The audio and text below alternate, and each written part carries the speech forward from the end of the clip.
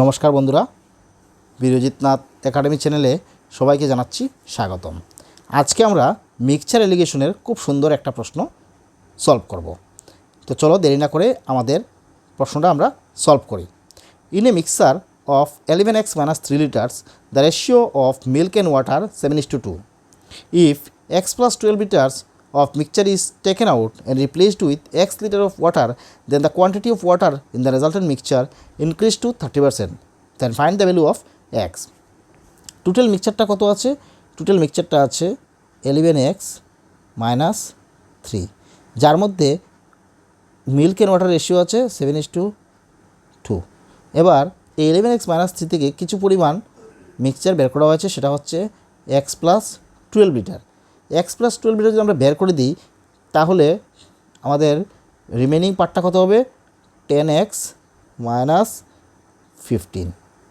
এই 10x minus 15এও কিন্তু milk and ওয়াটারের ratio 7:2ই থাকবে। এবার বলেছে এই 10x minus 15-এর সাথে আমরা x লিটার ওয়াটার অ্যাড করেছি। তো x লিটার যদি আমরা ওয়াটার অ্যাড করে দিই, তাহলে বলছে যে রেজাল্টেন্ট মিক্সচারে ওয়াটারের পরিমাণটা হবে 30%। তো 30% মানে কি? 30% মানে হচ্ছে 3/10।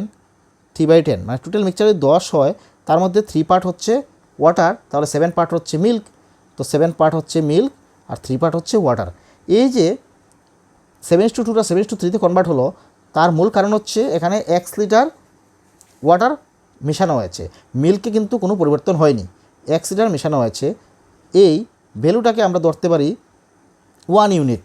এবার আমরা ধরতে পারি এখানে 7a 2a বা ডাইরেক্টলি 1 ধরলেও অঙ্কটা হয়ে যাবে। ধরে নাও এটা 7a, এটা 2a, তাহলে এটা কত হবে? 7a and 3a। তাহলে আলটিমেটলি 3a আর 2 এর ডিফারেন্স কত? 1a। এর ভ্যালু কত হচ্ছে? x। এবার তাহলে এখানে টোটাল কত এ আছে? 9a। 9a কার সমান? 9x এর সমান। তাহলে 9x। এই 9x কার সমান? এই 9x হচ্ছে 10x minus 15-এর সমান। তাহলে 10x minus 15 = 9x। তো 10x minus 15 = 9x হলে x এর ভ্যালু কত হবে? 15 হবে। এভাবে আমরা প্রশ্নটাকে খুব তাড়াতাড়ি সহজভাবে সলভ করতে পারবো।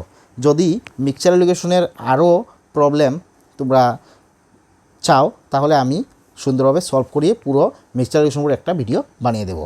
কমেন্ট সেকশনে জানিয়ে দেবে এই প্রবলেম যে সলভ করার যে টেকনিকটা, সেটা তোমাদের ভালো লাগলো কিনা। Thank you for watching.